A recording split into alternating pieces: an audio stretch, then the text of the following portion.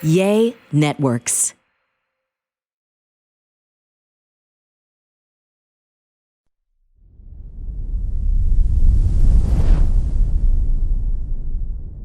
Welcome to a brand new episode of the Fitish podcast. Welcome. We were just about to start, and I asked Fran what he wanted to talk about today before we were recording, and he goes, I got invited to be, I was like, hold this shit. Hold it. She asked me, and then she I doesn't know. want to hear about it. No, I do. It's just That's the story of our relationship. You have, oh my God. Firing out of the gate. I can't wait to get into the questions for today's shows. Yeah. You literally don't listen to me ever with things I say. I'm really glad you're at least accepting calendar invites. But no, I think you have to differentiate sometimes, Fran, between knowing if I'm going to tell someone a story on the show, like there's something I want to talk about today and I haven't even brought it up to you yet, because I think it's so much better to do it like publicly and catch you off guard and get a genuine reaction. Whereas if I brought it up like, hey, we're going to talk about this on the show today, you kind of think through and rehearse how you might spin it. What? But today you're not going to have a chance to do that. So tell me what... He's feeling uneasy. Oh. If you're watching on YouTube, you can see it now. Tell me, so yeah, go ahead. Let's get into it. Then what, is it a big deal? You were asked to do something? You were invited to It something? is a big deal. I always feel that it's a big deal when I get invited to do stuff that I don't normally do. Like I got invited to talk in the agency Dallas podcast, which is called The Red Mic. Oh, wow. Because they know you're the true podcast talent of the Fitish podcast. So now look at that. You're getting new gigs. No, they wanted to get you, I'm sure, but that was like the second best. I'll go on the agency podcast. Anything I can do for you. Thank you. So when I posted the other day that you were with the agency, a lot of people DM'd me and was like, oh, is this Mauricio's? Is this the Netflix show? Is Fran going to be on TV? No, the thing is that I think I have more like a face of radio. You know? I think you'd be so great on TV, though. You'd be great on television on a show like that for a lot of reasons. Like, they would have to have subtitles, which is so cool. Like, even with you speaking English, they would probably put subtitles under you as like a joke. And edit it. You know, like say like it's shit that I'm not saying, but PC it. Yeah. But like, people would be like, you know, it's like watching Peaky Blinders, even though they're speaking English. I love to watch it with subtitles just to fully understand what's happening. And I've seen it 3 times, but I still watch it with subtitles. No, I think it's great. I think you'd be great on the show. But no, I don't think that's on the agenda at the moment. But maybe, right? No, you never know. I don't know if they're filming or not, but that's not They've really. been filming. I think they're about to be done. And they just filmed the LA group.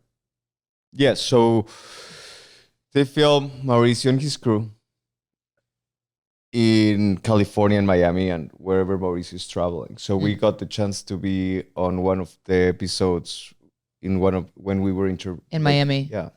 When we were meeting to see if we were I think you'd be great on reality TV, especially a show like that. Fran and I do not watch reality television at all. If he ever catches me watching the Kardashians, he will not let it go for like 3 years. And I'm like, well, it's pretty. Like, I like watching it sometimes. Hey, if it's your favorite, it's your favorite. Stop. So we don't watch any reality television. And so I feel so out of the loop because I come into the office and all the girls that work for me, literally like everyone watches tons of reality television. We don't have the time for that. I don't love all of it, but I definitely get every now and then, like, I want to watch some of it. I want to understand where all of this TikTok audio comes from on shows. Like, the girls that work for me love Love Island. But the British version, or maybe the Australian version, they like too. But I've never watched an episode, you know? And I'm like, I can't watch a dating show of these people. But they have accents. They're funny, unintentionally offensive sometimes. I think that's why you'd be great on reality. That's what I'm going to put under my... Your bio? On my bio. What? I apologize if I'm unintentionally non-PC. I don't, that's not smooth. Well, you'll smooth it out, I'm sure. So I'll smooth it out. Yeah. Fran had to go. Sometimes I help him with presentations because, well, you do a great job in general. You could sell anything, by the way. Like, you're so good at selling stuff. It's so funny. I have to like it. You have to like the product to sell it. But yeah, you're so good at selling. But Fran had a big presentation that he was driving down to Austin for, because you have this like exclusive listing of these condos at the Formula One at the Coda track in Austin, right? Which is the Circuit of the Americas. So we are. So there's like obviously it's a big opportunity coming up with Formula One, and I've been trying to haggle Fran like, I'm in, I'm going. He's like, you understand I'm going to be there for like 5 days working nonstop day and night because I'm not getting to enjoy a race. Like this is about selling the condos and trying to network. And I was like, yeah, I understand. I am fine alone. I'm fine alone. I am fine alone. You don't want me to be alone at Formula One wandering around watching stuff, you know? I am fine. I'm going to fly down Sunday morning. I'm going to go to the race. We're going to mingle. I'll support you at work. I'll be the videographer. What do you need me to do? Just pay my way. Stay cool. Like, I mean, stay cool. Yes, just you mean don't fangirl out. just watch the race, enjoy it. I'm trying to think who my favorite Formula One driver is. I mean, I'm not that. I don't like crush on any of them. I don't feel that way. You know, I think the whole sport itself is cool, but maybe Daniel Ricciardo. I think I like him. From Ferrari? I like him. Is that who he's with? I think. Yeah. Didn't he change? I wish I big was sports guy. Fan. No, so I really love the sport. Yeah. I follow it. I'm just not up to date. Yeah, you're not like knowing who's who. Yeah. You know? Who's in the But if you need a place to launch your car. What is it? Who's in the pole? Who's in pole position? I might know more than you. I love sports, but it's been so funny. You know, I wasn't even planning on talking about this today, but it's so funny because my mom and I were talking about this yesterday. Candy says to me, you know, she told me, you know, whatever, this was last week. She says, Jenna, I have to be home by 7:00 on Thursday night. She watches Remy on Thursdays. And she's like, do you know why? I'm like, yes, of course I fucking know why, Mom. Jerome. Talk to me like this, Jerome. I go, yes, I know why. You have to be home at 7:00 on this particular Thursday night. Do you know why she has to be home? Sports. Football. Sports. It's the first NFL game, yeah. And so Candy's just so funny like that. I mean, she's a rabid football fan. And when you and I started dating, you know how women often dupe men into like I did. Like I made some sort of lamb chops, like, you know, upright on their sticks, like I did on their bones. Are you sure that was you? Was that you? Yeah, that was me. No, I did something. No, You did chicken. You stuffed the chicken the first time. I'm taking credit for your first date meal. You're so funny. So you did that. Okay. When we fly, you remember that when you came to Mexico City the first time, you flew back a day before I did. The day I flew in, you picked me up and you had a full spread. Yeah. Yeah, because that's what like you do. Like a stuffed chicken Yeah. with goat cheese and sun-dried tomatoes. That's right. Yeah, I do. I had to beat it down, flatten it out, roll it up, use toothpicks. Very complicated. Yeah. Yeah, it was a whole thing, you know. It was nice, though. It still had like a little box that said, Itzi's, but no, it didn't.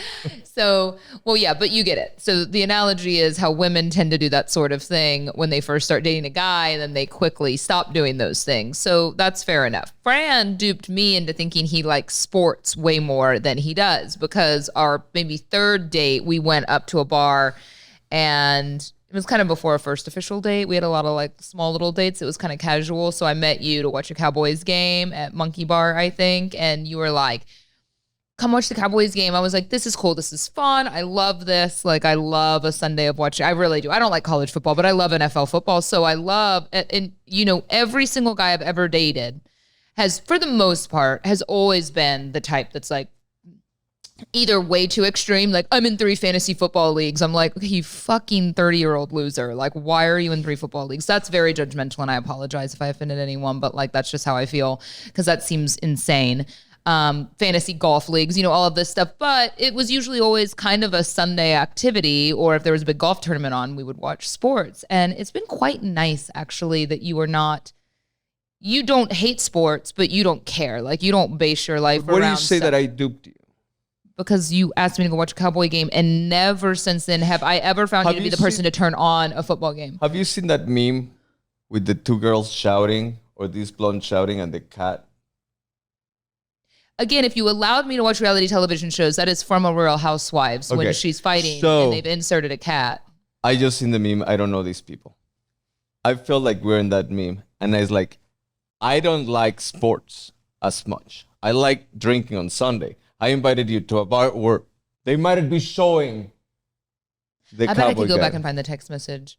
But even though you were such a gentleman, you always called me. But just don't like fine. But I'm the one that's like, I'm like the one in the house that's like, shut up, the Masters are on. It's Masters Sunday. And you're like, okay, I'll see you later. And I'm like, I like this though. I'm trying to compliment the relationship. So stop being defensive. I am trying to, if it doesn't sound that way, I appreciate that you're not some diehard. I find it weird, the obsession men have with sports when it's like, you have nothing to do with the outcome of this. I guess it's fun for you to watch along and lose a lot of money gambling on things that you have no control over. At least gamble on your own golf game. Like, why are you gambling on other people's outcomes? It's so bizarre to me. You have more control on that.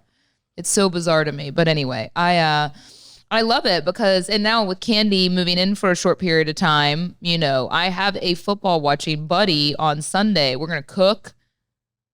We're going to cook stuff like chili and dips. You don't like dips, which is another thing that is so weird. He doesn't like dips. Like, who doesn't like a dip? Producer Garrett, do you like a dip? Who didn't love a good old dip? So one of the first things I make him when watching football is like a buff. He doesn't like wing sauce, I right? like some dips. He thinks like Buffalo? chicken wings are sad and you eat like the grossest stuff in Mexico. Chicken wings doesn't give me the return of investment that I need. I ordered like a dozen. Actually, that's a lie. I ordered like 6 because I wasn't that hungry. Hot wings from Wingstop the other night. Oh my You order gosh, a dozen wings and you get the exact same amount of meat that you get in a fucking leg. I order only. Why don't you just dip a leg, a chicken leg or a chicken thigh on buffalo? Eat it, bite it. It's the same thing. You get more skin on the wings, though. The skin's the good part. You get less skin if you're eating. Why are we getting into the semantics of this? It's what I like. You eat menudo with no broth. You are literally eating buttholes and intestines and fingernails and eyelashes. That's the opposite ROI. You're eating that with no broth, and it stinks like nothing I've ever smelled before. I like my butthole with no broth. With no broth. Yeah. No sauce. Just a dry butthole. It's disgusting. So get out of here. I made him that buffalo wing dip that's like cream cheese, and this is another recipe that's like always a hit. Everyone loves it. It pairs nicely with veggie sticks, crudité, siete chips. You can health it up. You can be unhealthy. Tostitos, and it's cream cheese and ranch and hot wing sauce, and you in some chicken shredded, a rotisserie chicken. It is so easy. You can throw this together. I'm telling y'all, it is such a hit. It is equally as a hit as my gooey butter cake, which wins me competitions. And I got a little domesticated side to me, okay? And he's like, I don't even think at this point, like we had already been sleeping together a while. You're just like, don't like dips. And I'm like, who doesn't like a buffalo dip? No, but I think in general, you're like not really a dip person, like a 7-layer dip.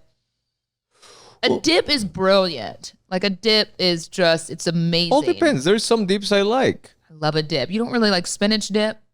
I like it. I like the artichoke dip. Like I like some. The things that it's so heavy. Some dips, they're just so heavy, like so loaded.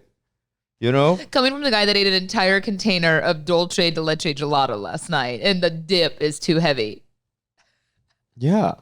The dulce de leche, and it's cajeta. It was just like that is like a patty in your mouth. Switching gears, we got great questions for the show today, but I had this like funny thing when I went to visit Fran at his office for the first time yesterday. So I hadn't seen his new office. He showed me like on video, but when you're in real estate, I feel like you pop around town all the time, right? So you're not like always in the office. And then obviously I'm working a lot too, or with a child. So it's just been hard to come visit. And so yesterday I left a lunch and I was close by and I was like, I want to see this office. And he was there. So I go and I get there and he's like in his office working very closely with like a really cute young girl who I've never heard of. He's never talked about. I know she like texts him from time to time because I've seen her name pop up. And I'm like, oh, this is nice. And so it made me think like, it's so funny, isn't it? Because you go like, obviously I don't think he's doing anything wrong. Like, it's just funny because I'm like, well, I didn't know you had this like young girl working like literally like was sitting on your lap when I walk into the office. No, I push her. Basically, she was sitting on his lap. It was that close. And I was like, oh, hey. And Sometimes you have to teach young girls like that. I'm gonna kill him, y'all. I'm gonna kill him. And I walk in there. She had a and I'm question about the market, and it's like, okay, come. She's like, literally, I walk in and I was like, oh, hey, nice to meet you. So I was telling one of my girlfriends when I left, and then she starts, everyone has stories like this, you know, because I think it's just one of those things, you know, like you just have a lot of like blind trust in relationships, obviously, because like Fran's at his office all the time, and like there's hardly ever anyone there. And I'm like, this is a recipe for disaster. But I called one of my girlfriends and I was telling her, I was like, yeah, it's great when you like go to your man's office and you walk in and there's like some like young Hispanic woman like sitting on his lap. Basically, they're like speaking in Spanish. He's like Bad Bunnying her all around town and like, oh no, mommy, mosquitoes. Like that's what I was expecting to hear. And I was telling my girlfriend and she tells me this story. She's like, did I ever, this story is actually, her story was way worse, which made me feel a lot better. But I guess she was like, you know, these female-male co-working relationships can be so, like, can really get under your skin as a partner, and you just have to have so much trust. She said that one day, this female coworker, I guess, and her husband were texting, and they had worked together for a really long time, and they were like just friends, but you know, you work for years together with someone, so obviously you kind of have these friendships, like you go to lunch with these people and stuff. And she said that like she like of course like being a psycho is like going through his phone, and he had like sent this girl a picture of the popover at Neiman Marcus Cafe because they like all as a team used to go there, and she was like obsessed with them. So he was obviously just kind of being like, oh, like I ate a popover today because she was. Is this Alex and Danny? Yeah, and Danny was like, I love. Is this the girl that he was with at the Adolphus Hotel? No, that's another crazy Danny story, which I just love. But like, no, Danny's like, said it was such an issue for me. This happened a while ago, but she's like, I was like, I love the popovers at Neiman Marcus too. Why are you texting this girl you used to work with? Like, you know, she's more obsessed with the popovers than me. No, Danny's other story was that the location sharing on the phone, you know, can really fuck with your head in a relationship. And at some point, like Fran and I don't even have location shared anymore, which is great for him. But Danny, I guess her husband works for AT&T, and he was downtown working, and his location showed that he was at a hotel. And so Danny was pissed. She was knocking at every door in that hotel. So Danny like, stop fucking. Danny like drives down there. And because she was like certain, like she was mad. And I think I don't know if this was the same coworker. I actually didn't ask her that when I was telling her this story, which is so funny. She was it might have been. hair over. But like, but Danny goes down there and it's like, I know joke. you're in the hotel right now. I know you're in the hotel. And like, he was in a conference room of the corporate office building that like was literally like aligned with the hotel. So his location made it look like he was in the hotel, but he was really like at work, like in a meeting in a conference room. And it can play with your head though, you know? And I think that that's what's hard is like a lot of, your mind starts wondering a little bit. And I mean, I trust Fran. There's also a part of me that's like, I don't really trust anyone 100%, but I kind of feel like that is his grave to dig, you know, like I will find out about that at some point. He has a lot more to lose, I think, right? Like we have a family together. So you just like have to hope that your partner's not like messing around. And I think it's different. You would feel the same way if I was in an environment, you know, like you're in an office with a lot of, you know, like young, attractive women that want to learn from you. And like, you know, if I had a bunch of young guys around this office or like hot older men that were like executive level, you wouldn't like that either. You know, you'd be a little bit like, oh, this is interesting. You did do that one night when I had a meeting down here one night and you came down here and you acted like it wasn't like a thing, but you were just like, you're down here at 7:00 with a man. It's like, yeah. Well, so business. That is a different situation because I called you throughout the span of 2 hours, like 3 times. You didn't answer. Was in a meeting. You knew I was in a meeting though. I didn't know anything. I didn't know if you were in a meeting or not. So I was more worried about your well-being. I wasn't all that worried about well-being. Yeah. I wasn't all that worried about. I know who you were with. Yeah. And if you were like, sure, I'd like, dude, knock yourself out. But okay, learning from this, I wasn't really obviously like that. worried about yesterday. It's just always kind of that funny thing that then like, you know, a seed gets kind of planted in your head. Like once you realize like, wow, there's lots of young girls in this office, you know? But I was joking because I'm like, at this point, I'm like, if you can take him, you can get him away, you can have him, you know, if you want to steal him, you know, or if he is willing to be stolen, you can have him, you know. I would be very upset, but it would be okay, right? Because I try and tell that to women because I'm like, yeah, you'd be so upset that you're like, you better not cheat on me, you better not do this. But it's like, if they do it, like, you got to be like, I'll go find someone else at some point, you know? So I think as you get older, you're like a little more relaxed about it, you know? I mean, I'm not saying You talk about it like if we were like, if I were to be like a professional athlete that you were like trading, like, well, like if you want it, like whatever, I'll just trade it. Yeah. That disposable. You're not, but isn't that exactly what your behavior would be saying to me? That like our family's disposable? That is what that's saying, that you would trade like a nice, like occasional 30 to 60 seconds of like pleasure with someone younger and that you'd be willing to sacrifice a family. That's actually what that behavior is 100%. Saying to me. I'm not saying it right now that you're disposable at all. I'm saying that that's a cause and that's a 45 reaction. Seconds at least. You do better than that. But that's like I'm just saying that that's what those actions to a woman in general or in a relationship show is like, wow, all these things we built. Yeah, it would tear that down for sure. But I'd be okay at some point. I'd be very upset. Yeah. But I'd be okay. Yeah. I'd be all right. I'd figure it out. Would just suck though. I would hate for you to do something like that. I'm not saying I wouldn't be okay with it is what I'm saying, you know, but I'd make my way. I could handle it. I could single mom it, you know? Yeah. And then you'd be a single dad. You'd be all right.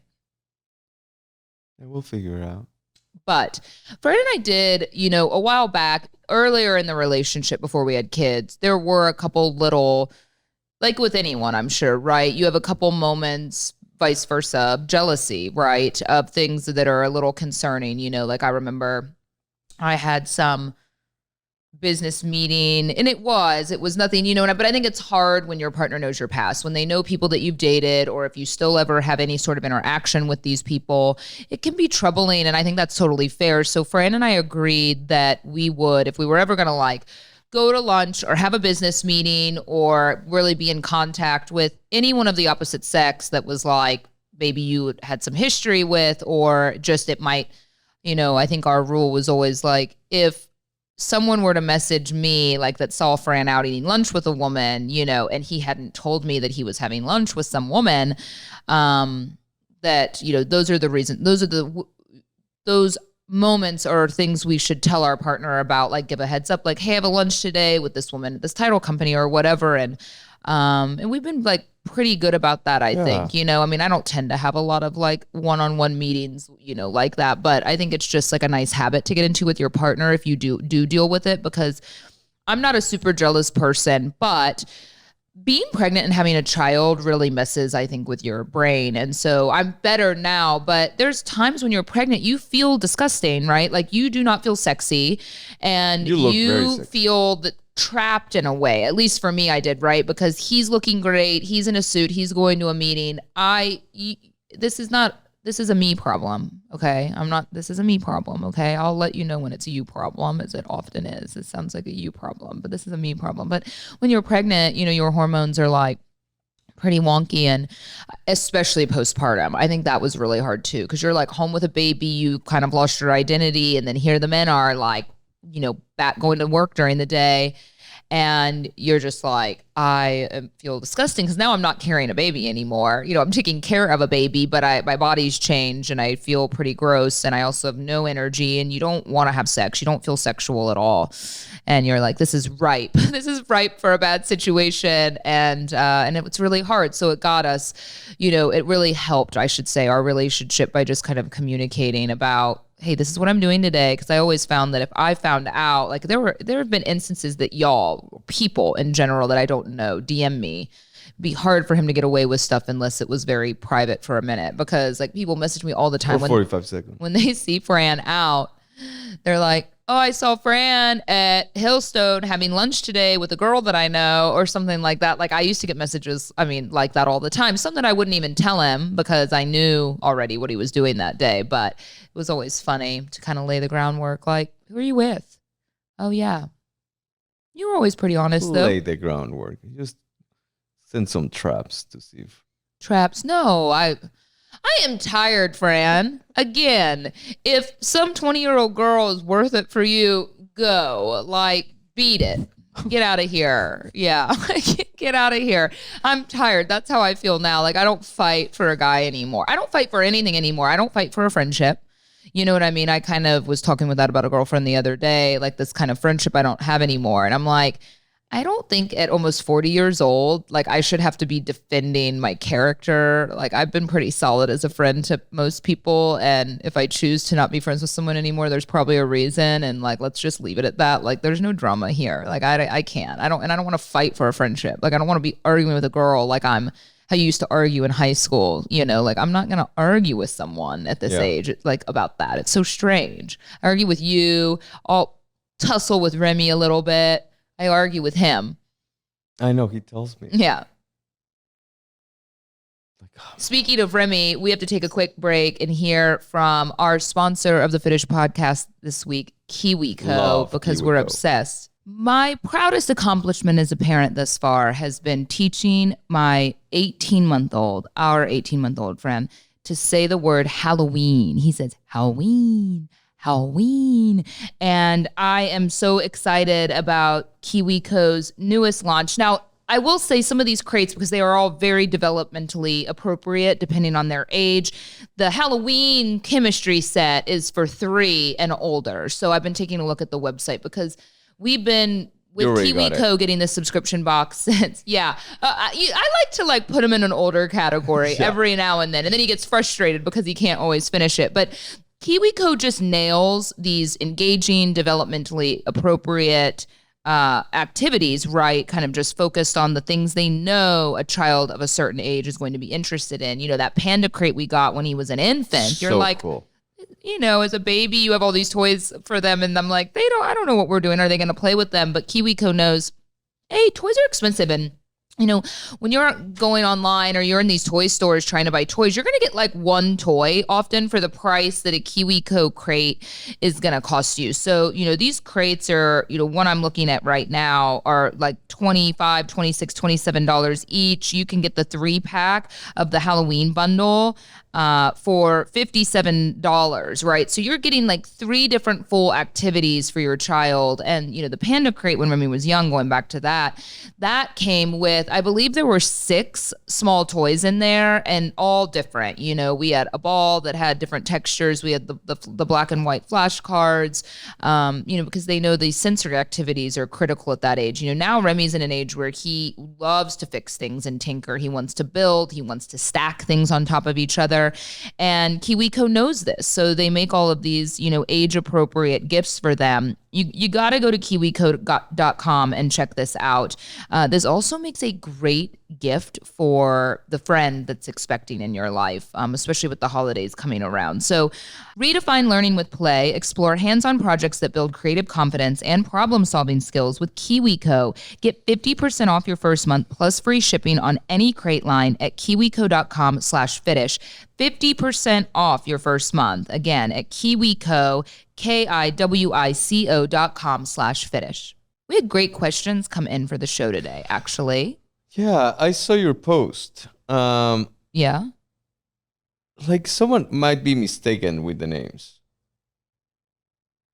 What? I think this is like, how do you keep your cool with Fran? I don't know if it's, how do you keep your cool with Jan? You're a saint. I think they were talking to me. Why are you reading the best question that I was going to read? Oh, you saw that I screenshotted them. Why are you reading the best one? Spoiled it. You got to learn how to flow on this shit, Fran. Someone does want Fran's business episode, okay? But yeah, let's just, since you already blew the load. In less than 45 seconds. Way less. Someone said, Melissa, love you, girl. how do you keep your cool with Fran? You're a saint. I would like for you to get more specific on this so Fran can see examples, because I find examples are important when you're arguing a point. So Yeah, especially if you're gonna build her up like that, you have to give her something to sustain. Like you have to give her a foundation. I've worked earmuffs, Fran. I've worked really hard in the last few months on Fran's wonderful. Fran's a saint. You know, we definitely have our issues. I like any couple, right? And I think that what I'm trying to reason with is that Fran is above and beyond such an incredible dad. And for those of you that are lucky enough to have a male or female partner in your life that's an incredible co-parent with you, I know how lucky I am, because he is at times even like a primary parent. He wants to put Remy to bed at night. He wants, to get up with him if he wakes up in the middle of the night. I go do my ballet now during the week late. And so he's like doing full bedtime routine, putting him into bed. I have a work event tonight. He's fine. He's like, got it. He enjoys time with Remy so much that I tell myself, the things that do frustrate me that I joke about, like there's a lot of cleaning to be done. Like Fran's kind of messy, and, then collectively the house, me too, I'm not a clean freak by any means, but I definitely like all the communal areas to be clean. And it's hard, unless you have like a daily maid, or you are the daily maid, it's really hard to keep up with that. So there are things that frustrate me. Those I've kind of put on the back burner, because I'm like, you know what, like, he's a great dad, and like if this is all he has bandwidth for, I would prefer it to be on Remy. I'll say communication's probably our number one issue, and he's finally started accepting my calendar invites. I think he realizes that's where the frustration comes. Sending him. No, why do you have to be shitty and say a comment? One of these shows, I am going to leap across this couch. I'm going to start strangling him, and Garrett's going to have to pull me off. Like, I am just going to explode on one of these shows. I am literally just going to start. Melissa asking, how do you keep your cool? I barely do. Clearly, I barely do. I'm literally talking about, like, I'm complimenting the fuck out of your parenting, and you're saying shitty things under your breath. I'm going to strangle you. Okay, I'm so sorry I didn't accept your nonsense. Psychotic. You are psychotic. Your nonsense invitations. But let's go back to all the flirty. I said to a woman that knows Fran yesterday, by the way, I was like, why are men this way? Like, why are they this way? And she goes, they have pea-sized brains. It's science. Like, that was her, like, nonchalant response to me. Pea brains. They're pea brain science. It's proven. Like, she chalks it up to that. I'm like, this is just amazing. So all women are just in agreement that men just like drive us crazy, because it's like, how can you tell me the day before we have like a wedding out of town? Like, that's kind of the level that we're at most of the time. I got to be in Austin all day tomorrow. See ya. And I was just like, fucking great. We have a child. I have a life. Like, I'm also career oriented, but yeah, communication's been hard. So I think you've realized that now. And I think that's where my frustration comes from sometimes. It's like, he doesn't realize sometimes how much time as women we probably share in this. Like, it's great that he's such a good dad, but there's so many other things that come along with that, from like doctor's appointments to, like these schools, trying to find a school and the tour, and we're going on tours and making sure I have a timer set for when the wait list drops for a school, and like all of those kind of organizational things. It's a lot to keep up with. And then it digs into my own personal work day, and that's really hard for me. I think there's a lot of things, right? Do you feel ever kind of like unseen as a woman with all the stuff we do? It's like, do you think this shit just magically appears? Like, wow, he's in school with all these clothes and like all these things. It's just like, poof, here it is. It's like, no, I've been up on Amazon and like setting timers on my phone. It's hard. It's hard because it's not. Like it's less, I'm not even getting the hands-on time with the child, like you're getting to do that. Like, but I'm we like, have to have someone in the back office doing the bottles and stuff. I'd rather be doing what you're doing. Oh, you don't. You say that to make yourself feel better about not taking the trash out, because you think I would prefer to be doing that while you're the trash doesn't fight sleep. Back. The trash. Okay, moving on. Yes. I'm pretty sure you would rather clean the kitchen 5 times than change a poopy diaper when he's fighting to the unbelief, and you most likely gonna end up with poop in place you don't want poop. Allison wants to know how to expand an 18-month-old's vocabulary. I want to apologize. I don't know if an apology is necessarily the right thing, but I found that when I posted that video the other day of Remy on my Instagram, he was saying, I put a lot of pictures behind him and he was saying a lot of things. And we kind of have joked on the show that he has a lot of words. And a lot of women have reached out to me like, oh my gosh, or commented, like my kid's a month older. He's hardly saying anything. And I did not intend on that making anyone feel badly. I think if anything, your kid's probably fine. Our kid's just talking a lot, But I don't think you need to apologize, first of all. I think everybody develops in a different rate. And Albert Einstein didn't speak till he was 4. So just put that under perspective. Everybody has a different rate of development. I think so too. And I apologize in a way because I always want to be relatable to women. If anything, I want to share the things that I'm concerned about that I suck at as a mom. It's never about like, I'm a perfect mom. And I feel like a video like that makes Remy look really advanced because he's speaking a lot. And then you realize a lot of kids at 18 months aren't saying that many words. And of course, I'm so proud. Like that makes me proud of Remy that he's talking a lot. But and in no way did I intend on making anyone feel bad. No one accused me of making them feel bad. It was just like, sometimes you watch a video, like social media in general, I never want to have that platform where women look at me and they don't feel good about themselves because of something I've posted, even though they're not saying that aloud. It's just, they're like, oh man, like my kid's not doing that.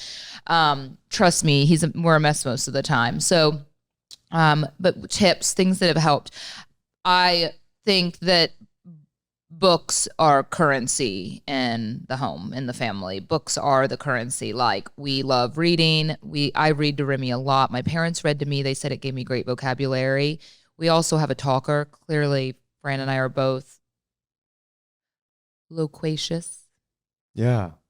And I love having someone to talk to. I have found that in some homes, parents don't speak a lot, right? Like, I would probably annoy the shit out of you. I mean, parents don't talk to each other a lot, or they just don't have a lot of words, either parent, right? They are just kind of like lower communicators in terms of like their word output. But I have a ton of words, and so does Fran. I mean, he gives me shit, but like Fran talks a ton too, and talks to Remy a ton in Spanish. And then we have, a nanny and my mom, and he's surrounded by people speaking to him a lot. And I think that's been really helpful. We love Miss Rachel.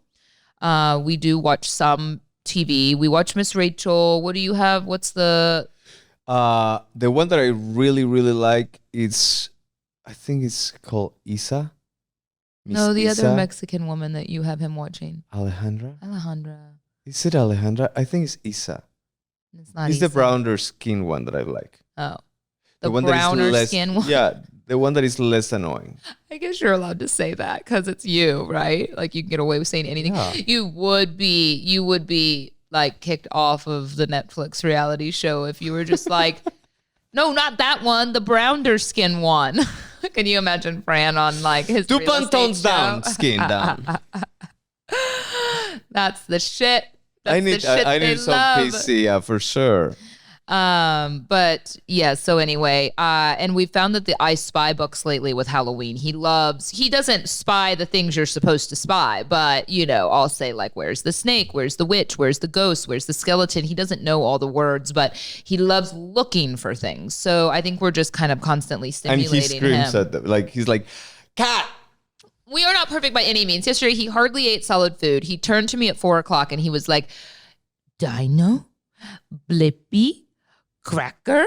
He wanted a cracker and he wanted to watch Blippy, which I did not introduce him to. And I guess Blippy's somewhat like Miss Rachel, but just has an annoying voice. And yeah, beer. And I was just like, fine, you can have a cracker and watch Blippy. And like I turned the TV on and kind of gave up because I was tired and I had work to do. And so I'm not perfect in any way. And it brings me to a question someone asked, like, what do you do on the days that you feel like a shit mom? That's not how you worded it. You've had a bad day as a mom.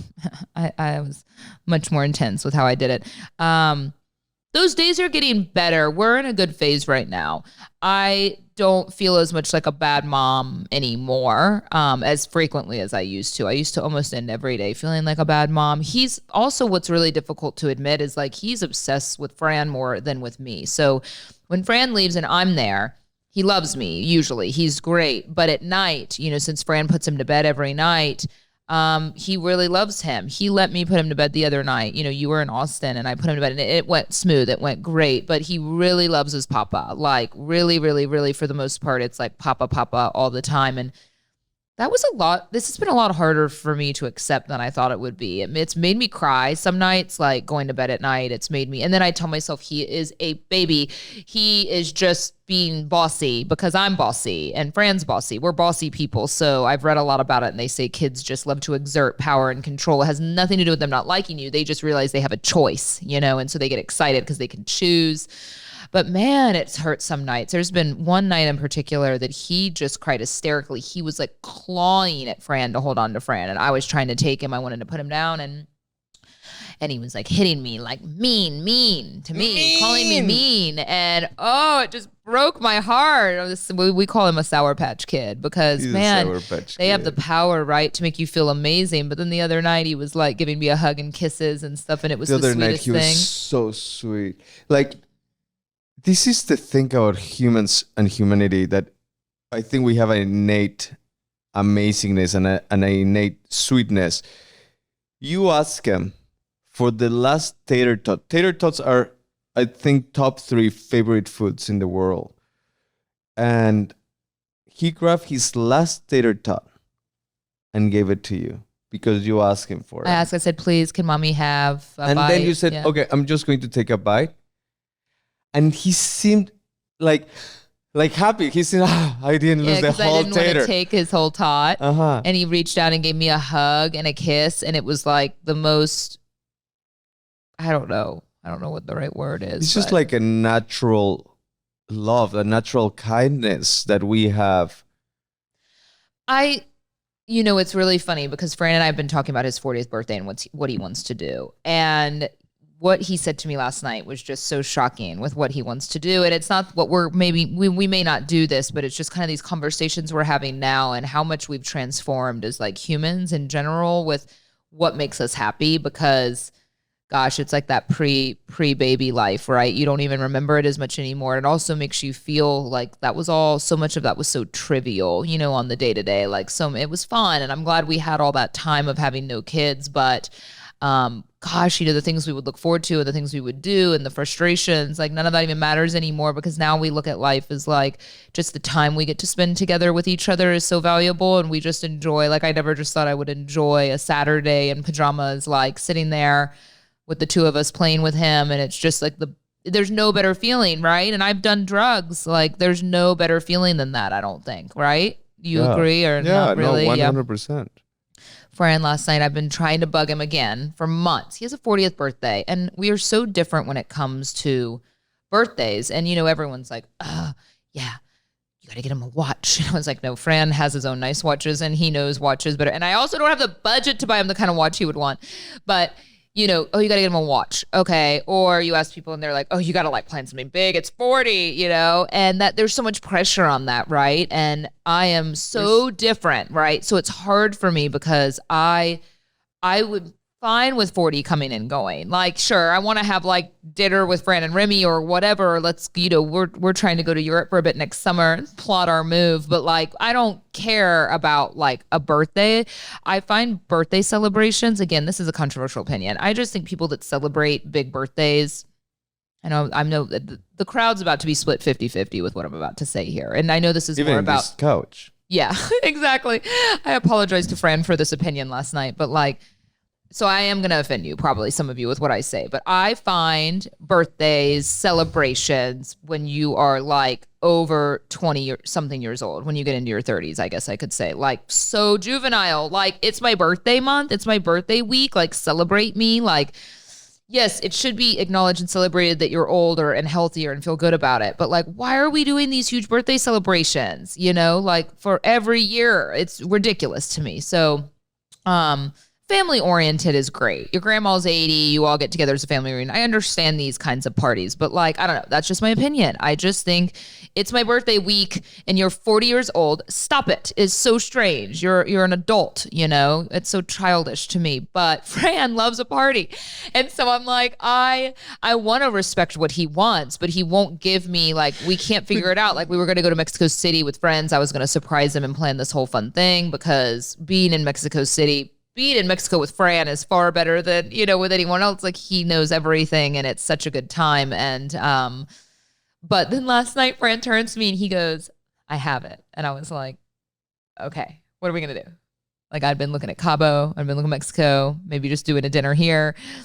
He's like, what about taking Remy to Disney World? I'm like, are you fucking kidding me? Like, that's what you think you might want to do for your 40th party? Like, he's so obsessed with Remy, which is great. I mean, I've been very anti-Disney until the child's 5 because it's expensive and he's not going to remember it. But then I know he would be very excited. Like, he would really, or he'd be terrified. We don't know. No, the thing is that. And they're free before 3, which is crazy. Every time that you see him brighten up with something that excites him, and he does have an excitement dance. Yeah. It's like the endorphin that you get out of that. It is. It's a drug. The most amazing And he's had a thing. lot of that lately with stuff, his like passion and emotion and level of excitement. So I know we're looking into it. They're free before 3 apparently. And one of you asked in the questions this week, my favorite memory of working on the Kid Craddock show. There are so many, obviously, but because we had so much cool opportunity, especially early on in my career there with just kind of I love movies and music. So getting to interview big celebrities was such a thrill. But at the end of the day, that kids trip is like nothing I've ever experienced, kind of engaging with families and, being around these kids. And these weren't even my children. I had just met these kids, right? And I wasn't even anywhere near wanting to become a parent for a lot of those trips in my 20s. And watching their emotions. And I would have been the type of person that Disney was never really a thing for me, right? Like I didn't really love Disney. It gave me this whole appreciation for imagination that I didn't have that kind of imagination as a kid. I don't know why. I didn't like cartoons. I didn't like make-believe stuff. And so I almost appreciate it more now as an adult. And so to think about taking our child there, if I loved it and would get that emotional over children that weren't my own, I can't imagine how it is taking your kids there. So it makes you just totally change your tune. You're like, Disney, I'm not going to let my kid know about Disney till he's like 10. But now I'm like, well, yeah, he's probably not going to remember. But if you really want to go for a couple of days and that's how you want to go celebrate part of your birthday, then I'm down. So I'm not sure about the remembering part, but I'm sure about the foundation. Yeah. So. Well, the emotion, the feeling, the happiness. Yeah. I know that will leave an amazing foundation for him. And I'm not sure. I told you I was about to give you a definite answer by end of day tomorrow. You did. So I'm working on it. Yeah, Fran, I gave him a deadline because I'm like, I need to book some things, we need to get going. Fran, a couple more questions. Jumping around. We won't get to finish all of them, so I'll do some on my social media. I have a trip in 2.5 weeks. Please drop your strict diet and routine because it's working. Easy. Not easy. Liar. Be honest with our audience. It was not easy. Well, it was easy when it comes to the structure. You're not going to have to make weird fucking shit to eat. But in the nutshell, if you send me the information, I'll put you in contact with my guy from Soda. They're amazing. But if you have 2 weeks... How much did you lose in 2.5 weeks? In the first week, I lost 10 pounds. But you have to be super diligent. Just be clear about that. This was a weight loss program with pre-planned food, very structured with what you could eat and not eat. In the beginning, until he got the hang of it, he was measuring food. You had a scale in the kitchen that you were measuring. So, it was basically, this was the gist. There were some weird packets of astronaut food that smelled kind of weird, but it was kind of like almost a level of unlimited veggies, protein either for lunch or dinner, like a steak or something, right? Morning, have 2 eggs. Nothing more. Butter? Butter. Because you got 2 eggs really with strict butter. with like sauces 2 and eggs stuff. with butter. 2 eggs, okay. With nothing else. Okay. Lunch? Yeah. Did you have a snack? No, Okay. not between breakfast and lunch. Lunch, you're going to have 2 cups of vegetables. Mm-hmm. Vegetables that are low carbs, like no potatoes, no tomatoes, no carrots, because they have a lot of sugar. Sure. Greens. So greens. Fibrous. Like cauliflower, broccoli, asparagus. mushrooms, asparagus. Okay. 2 cups of that. And like around 2 ounces of protein. So something minimum. So for instance, you're eating out, right? Pre-making food for yourself is the best when you're trying to lose weight. But like Fran and I would meet for lunch and he was pretty strict. Like he would get, a salmon or a steak and like two servings of broccoli instead of broccoli and something else and like no fancy sauce. So this is what is amazing. So for lunch, you can have what it's for dinner. And you just flip-flop those. So at dinner, you're eating only veggies if you ate steak for lunch. And so he would sit and eat cauliflower rice next to me. But it worked, but I'm just saying, like, you gotta know what you're getting into. You make that cauliflower rice with a scrambled egg. It tastes like fried rice, and it tastes amazing if you put a little soy. Bomb. Killer. It tastes like fried rice if you've been in prison for a decade and you haven't had fried rice for a decade. For snack, you have like something like a Baby Bell or something like that. It's just keep no carbs.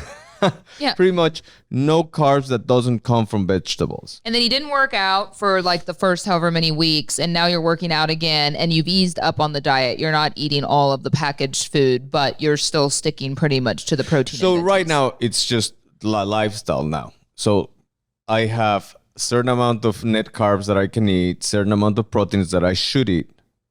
You're never eating too much protein. And just keep the sweets down. I love it. Some people have been asking why we have skipped a couple of weeks of podcasts going through withdrawals. Laura, give us a break, girl. No.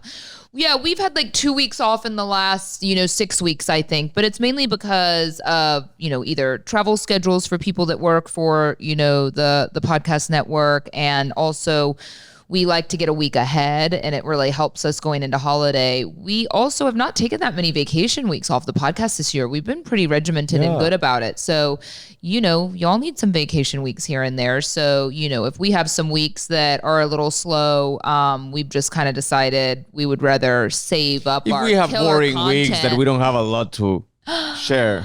Yeah, so that's why, but we'll probably be fully booked for the most part going through holidays, and we'll take a couple of weeks off like y'all will, over the actual holidays, but we'll have a bunch of new shows coming up between now and then. Speaking of the opposite of weight loss, someone wanted to know how much weight I gained during pregnancy.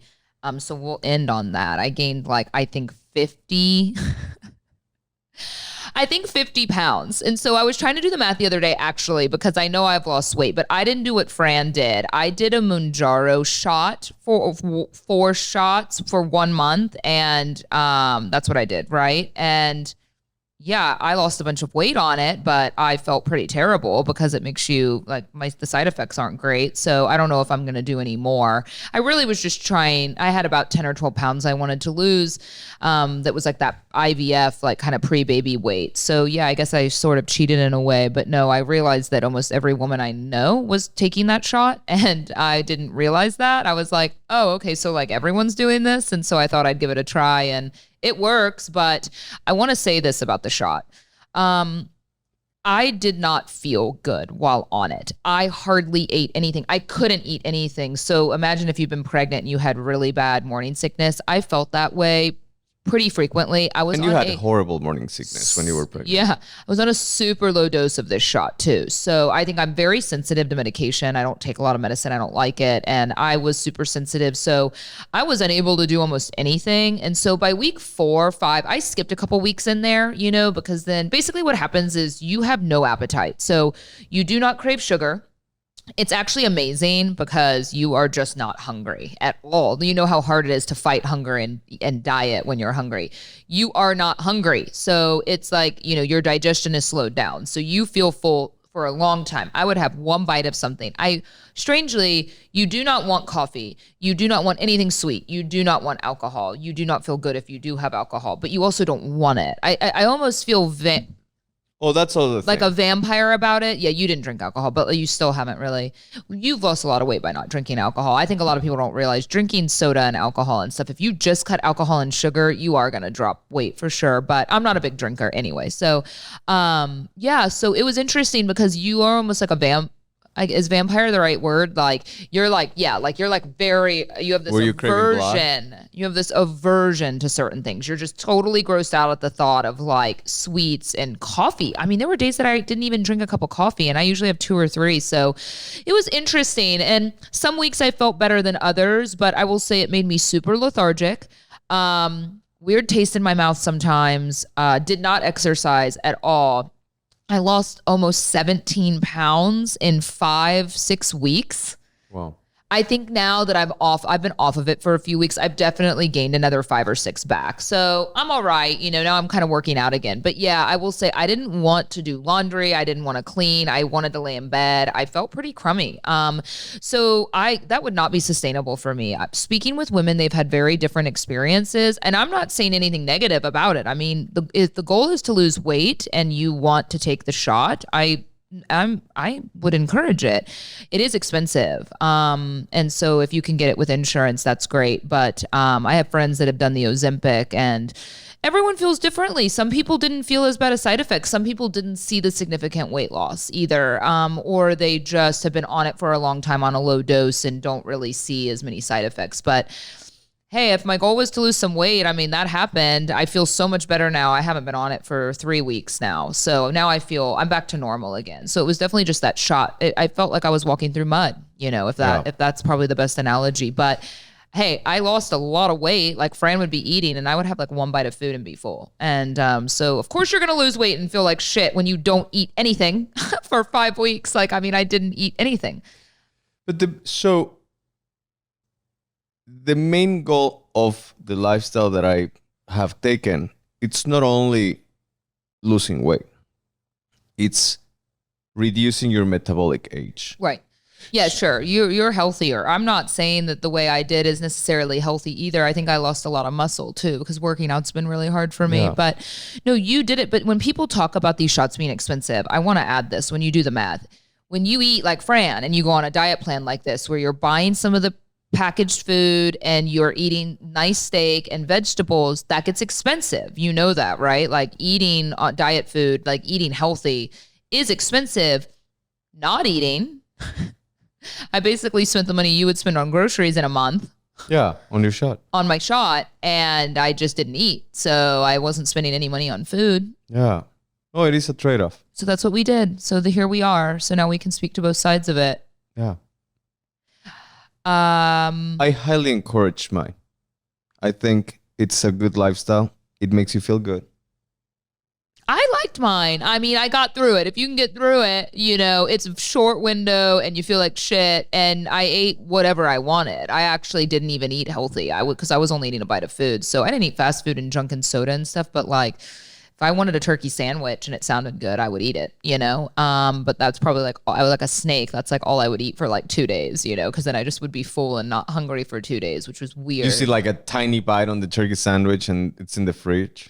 Now I realize why I hardly went to the bathroom too, because like if you're not, this is sounding more unhealthy as I say it, like if you're digesting slowly, you're not going to be regular and you're not going to pee. And then my period was a week late. This is all very TMI to end the show with. My period was a week late this week. And so I was peeing. Fran and Remy were in the shower and I was like, I thought I got a period, like when you spot and you're like, oh, you like put a tampon in, you're like, period's here. And then like, there was no period. And I was like, no, it was implanting. I'm pregnant. I'm going to die if I'm pregnant right now. I don't want to be pregnant again. I'm not ready. And I wasn't pregnant, but yeah, it was kind of a moment of Fran and I being like, "What? So are we gonna do this? Like we've been talking about, we don't want to do this quite yet. Are we gonna?" Anyway, but now I'm thinking it might have been all the weight loss is probably why my period was late. Yeah, because like if you are starving, your body was starting to make blood. Man, it feels so good to just like never have to stop and eat though. I mean, I'm tired. I had very low energy. I felt like I was like the grandparents in Willy Wonka, like in bed, like hadn't gotten out of bed. That's how I felt. I just wanted to like rot in bed. I was like, hit me, Fran. I can't get up. I'm so weak. So that sucks. But like every bit of weight loss, I think the point is there is no easy way out of losing weight. It is either strict diet and exercise and making really good decisions and planning for yourself in that way, or it's taking a weight loss shot where you can still do kind of whatever you want, but you're probably going to feel like shit when you're doing it. So there's a very famous person that had said, you have to choose the pain you want to live in with. The one of regret or the one of discipline. Both are going to be painful. What's mine? Discipline, because you stop eating and you were in pain. Y'all have any more questions? Let us know. And I'm going to go through. There were a bunch more questions actually y'all asked. So I'm actually going to try and address these on social media at some point today or tomorrow. And just keep us updated about your bowel movements for the next podcast, please. Period blood, bowel movements. Yeah, just stick to one. I'm going to tell Remy you were the reason that plane from Atlanta to Barcelona had to turn around because of the diarrhea. Have y'all seen that in the news? That is wild and awful. But I can see how that can happen, you know? I am not updating you on my bowel movements just because I said I hardly went to the bathroom. I meant pee too. Okay. Your bladder movements also. Yeah. Bowels are all inclusive. Okay, good. Yeah. So all of it. Yeah. All your fluids. Let us know how your fluid levels are next week. Shut up. You're the gross one. I can't even believe it. I hide when I go to the bathroom. We do not have that kind of relationship, you know. And I just sponge it. Just use the cleaner when you go to the bathroom. I love y'all. Oh, no. Bye-bye. You can talk about mine, but I can't talk about yours. Bye.